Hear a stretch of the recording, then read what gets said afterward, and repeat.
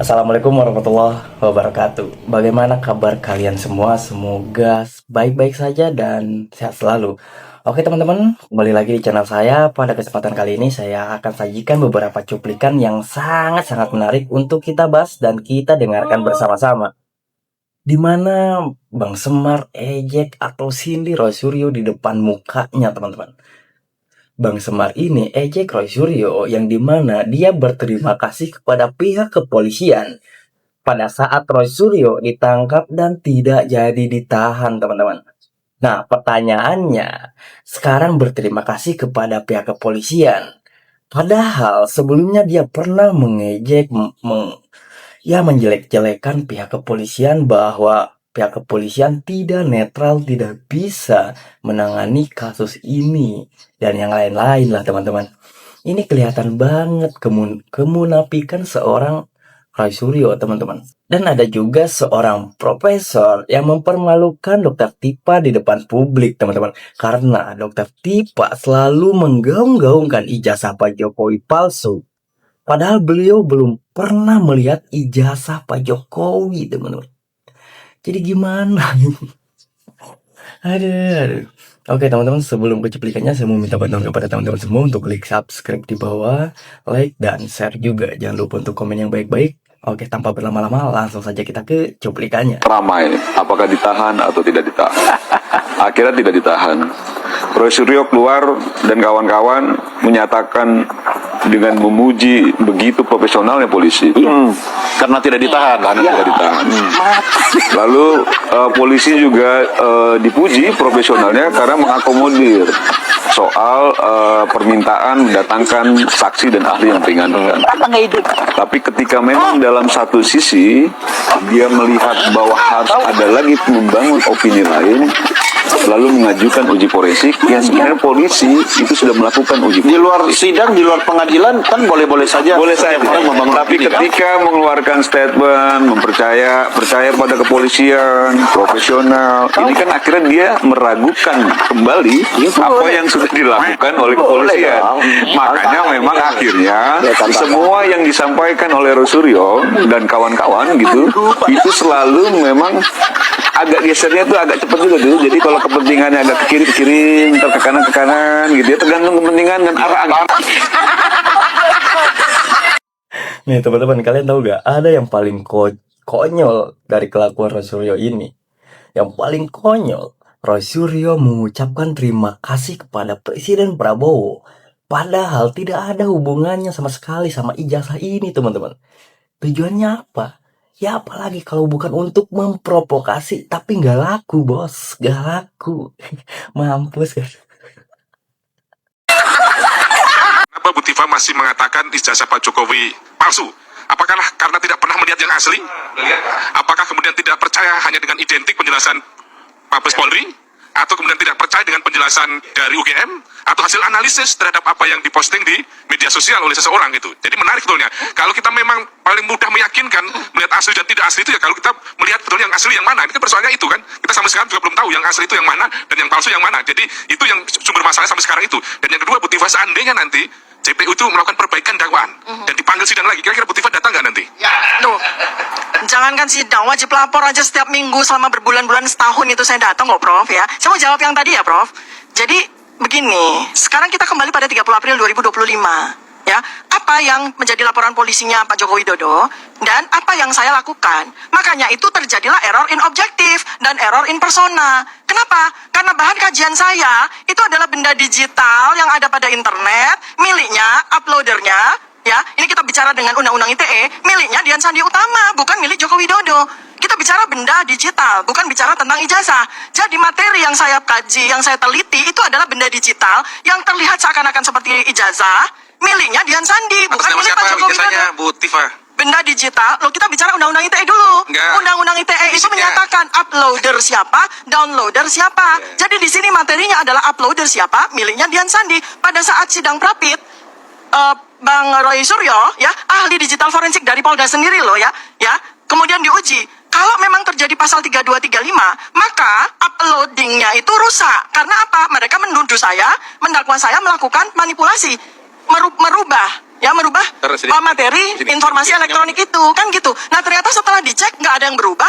Postingannya Dian Sani masih utuh sempurna seperti layaknya pada tanggal berapa itu dia 1 April 2025 masih utuh, jadi tidak terjadi manipulasi apa-apa. Pasal 310. Dan ternyata digital forensik 311 ahli digital forensik juga mengatakan nggak, kita lagi bicara undang-undang ITE, jangan Ya, enggak, kemana-mana saya dulu. mau nanya juga. Ya, kan ini Ibu menuduh soalnya. kan ini dari tadi menuduh, dari jawab. setahun yang lalu menuduh. Ada, teman-teman, Dokter Tipa ini bisa dibilang ahli abal-abal nggak sih? Mana ada, belum melihat yang asli, udah berani bilang palsu, teman-teman. Seorang peneliti itu harus membandingkan yang asli dan yang palsu untuk diteliti, teman-teman. Kalau pemilik gak mau kasih yang asli, seharusnya jangan meneliti, apalagi bawa-bawa nama rakyat. Rakyat mana yang mempersoalkan ijazah Pak Jokowi? Ya, siapa lagi kalau bukan rakyat yang 17%. Ya, mungkin begitulah teman-teman ya. Ini kan kemudian beliau kemudian berhenti ini di loket pelayanan kehilangan. Nah, ini selama 450 hari ini kita bertanya terus, kenapa pada 30 April 2025 itu beliau itu duduk, nah ini persis itu di loket pelayanan kehilangan. Ya. Jadi sebetulnya beliau itu kehilangan apa itu? Ya. Jangan-jangan kehilangan ijazah ya? Kita pengen tahu nih ya.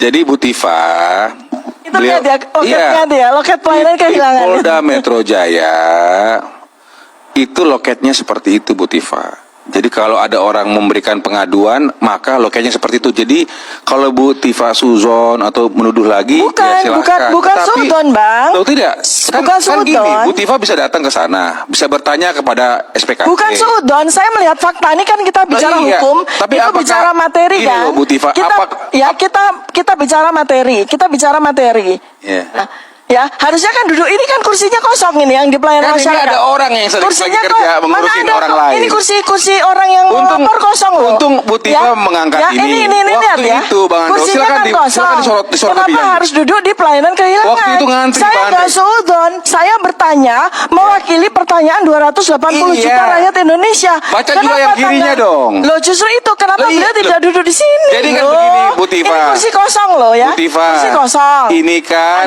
Ada gede kali saya sama orang ini teman-teman. Ada dia ini selalu bawa-bawa rakyat.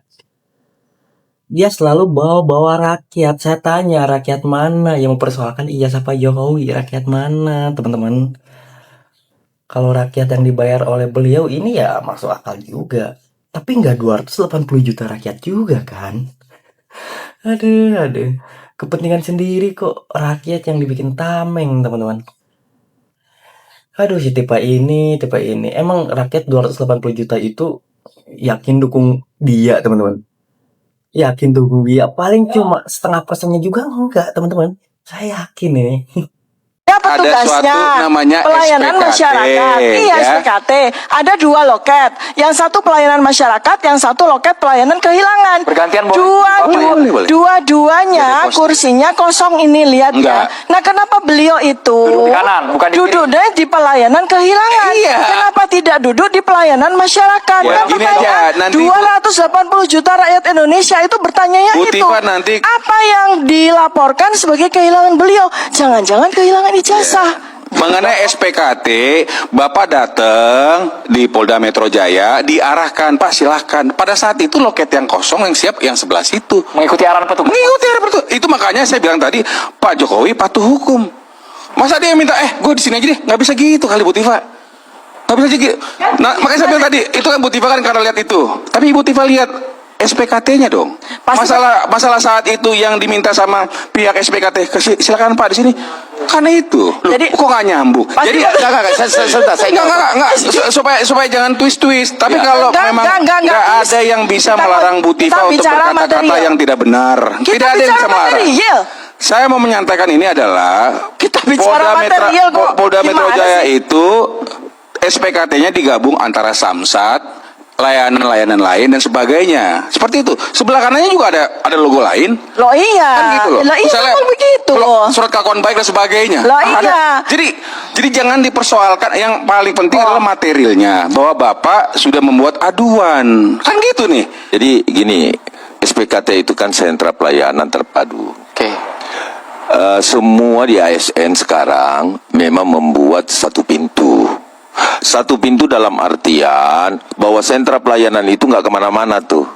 Mulai dari STNK, tadi kita lihat, kemudian layanan kehilangan, kemudian pelaporan polisi dan lain sebagainya. Itu satu pintu di situ. Sehingga yang seperti katakan Pak Firmanto tadi, bahwa di sini kosong, ya masuk sini, tidak ada masalah. Kenapa? Karena sentra pelayanan satu pintu, terpadu satu pintu. Itu maksudnya. Kalau kurang jelas penjelasan saya, monggo ke Polda. Kan begitu. Jangan ke kuburan loh Bu ya. Ke Polda Metro. Gitu loh. Ya, jadi gini, kita ini jangan disesatkan dengan perdebatan yang sebenarnya kita tahu sendiri bahwa apa sih sebenarnya jawabannya, kan mudah sekali. Sentra pelayanan satu pintu kan? Tapi kita ingin Kan itu Polda Metro. ya, Bang. Sebentar. Nah, iya itu aja kok. Sebentar. Sederhana sekali Iya, sebenarnya. Iya kan? Ngapain kita? Wah, ini kok kehilangan di sini? Kan itu yang bisa menjelaskan itu adalah kepolisian toh. Iya. Apa itu sentra pelayanan terpadu satu pintu seperti apa? Prof Suparji. Gitu loh.